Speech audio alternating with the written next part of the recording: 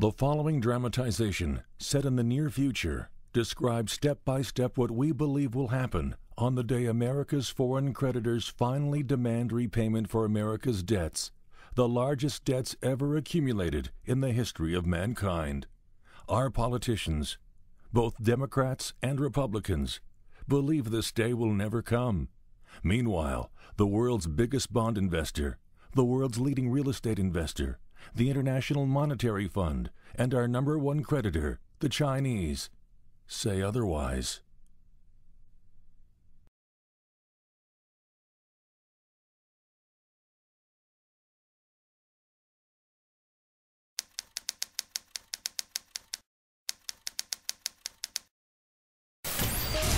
And now let's turn to the financial news this morning, where apparently there's a somewhat bizarre story emerging from 1500 Pennsylvania Avenue, home of the U.S. Treasury Department in Washington, D.C.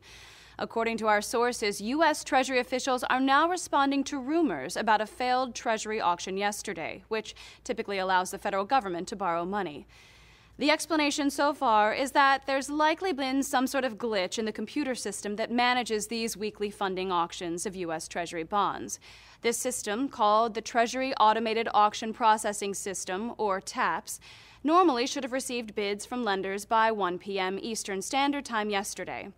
The system would have been processing these bids and then close the auction this morning around 7 a.m. before the opening of the U.S. financial markets. But as of 7:30 a.m., the most recent auction has not been completed. Right now, Treasury officials aren't sure what's causing the problem, but that it's likely just a glitch in the computers. For more details on the situation, we turn to our financial correspondent. Bob, how do you think this glitch will impact the markets? Well, we don't know yet how serious the problem is. But unless this issue can be resolved quickly, I've heard that there could be a major disruption to the world's markets today. You know, most Americans don't realize this, but the federal government spends much more money than we bring in each year. The U.S. Treasury must sell billions of dollars worth of bonds each week just to keep things going. Our country depends on investors to give the U.S. Treasury billions every week. Most of our creditors are foreign governments, like the Chinese and Japanese. With our total debt now in excess of $15 trillion, the U.S. Treasury's weekly funding demands now routinely exceeds $100 billion. The size of these debts means that there are very few investors anywhere in the world big enough to provide us with the credit we need. And, apparently, none of those regular lenders appeared yesterday afternoon on TAPS.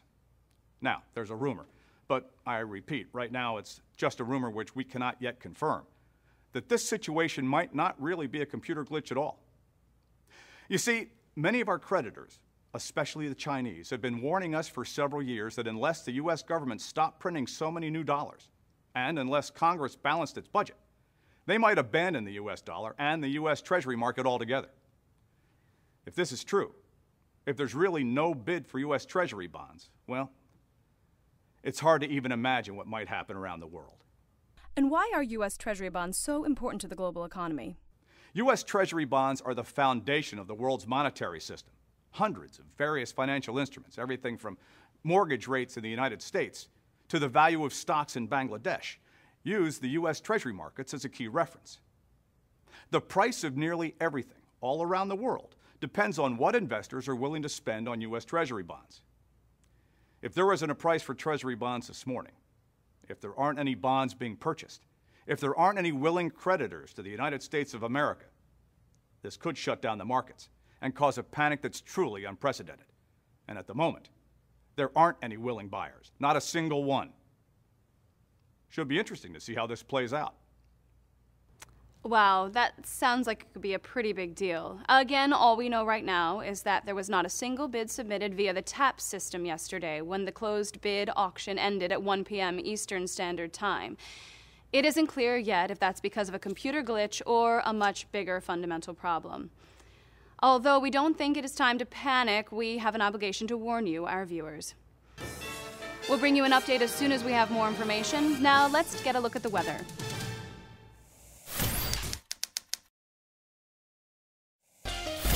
We're back live with an important update to the story we broke this morning about what is still being officially called a glitch in the weekly U.S. Treasury auction. We've just received word from a confidential source that, in fact, the situation is much worse than we first reported. For an update, let's go to Jim live in Washington, D.C. Jim, what have you been able to find out, and how has it gone from bad to worse? Well, according to a confidential senior administration source, earlier this morning, U.S. Treasury Secretary Tim Geithner received a phone call from New York Federal Reserve Bank President William Dudley. Now, according to our source, Dudley told Geithner that none of the so-called primary dealers who work with China or Japan, that is, the large banks active in buying large quantities of U.S. government debt, would submit a bid this week for any of our Treasury bonds. In other words, what officials had described earlier as a glitch this morning is in fact a very significant change in the availability of credit for the U.S. Treasury. What does this mean for our nation and our government? Well, every month for the last few decades, the Chinese, Japanese, and dozens of other nations around the globe have taken part in closed bid auctions run by the U.S. Treasury and purchased U.S. government debt. And as usual, yesterday's auction ended at 1 p.m. Eastern Time. But here's the interesting thing.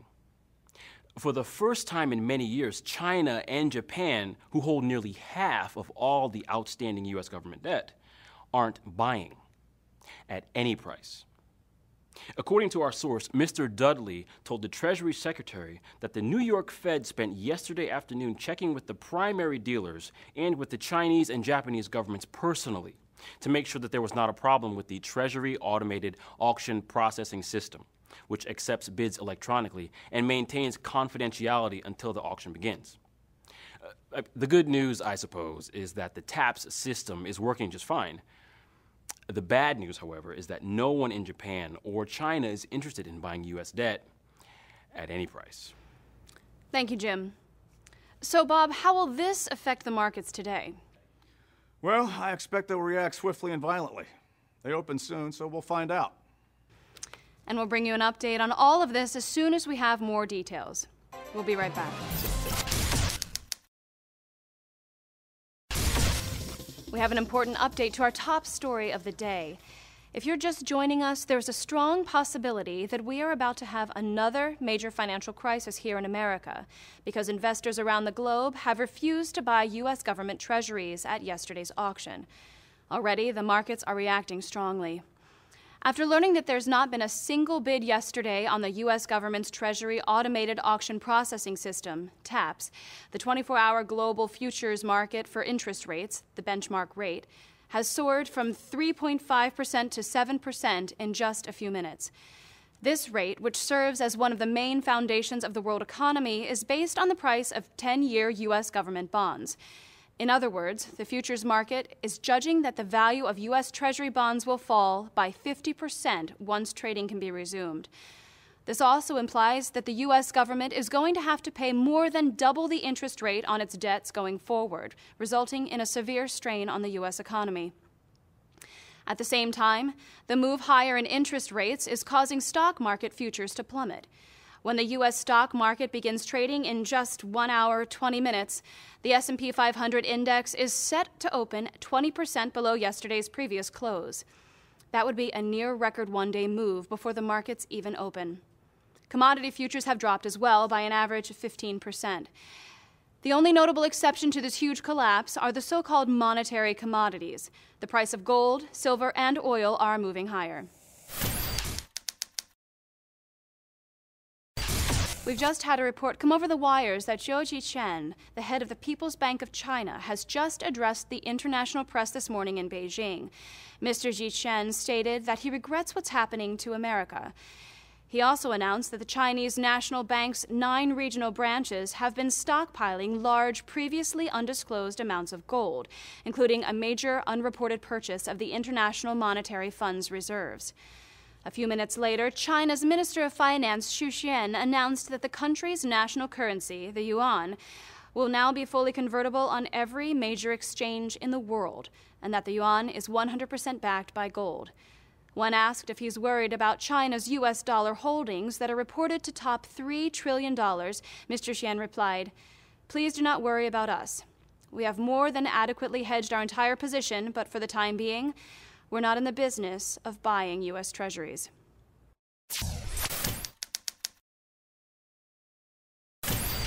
just received word that early this morning, President Barack Obama convened an emergency conference call with top U.S. business and market leaders, including Treasury Secretary Tim Geithner, the chairman of the Chicago Mercantile Exchange, the chairman of the New York Stock Exchange, and the presidents of the United States' 3 largest banks.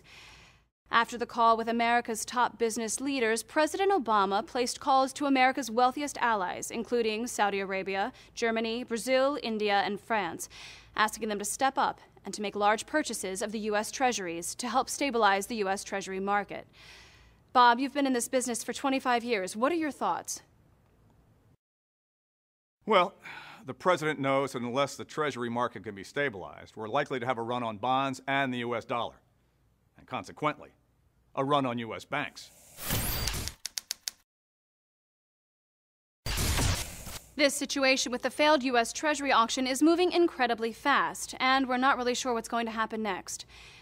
And as it turns out, we're not the only ones. Some of our top sources in Washington and in New York are simply refusing to comment until they see what happens with the failed U.S. Treasury auction.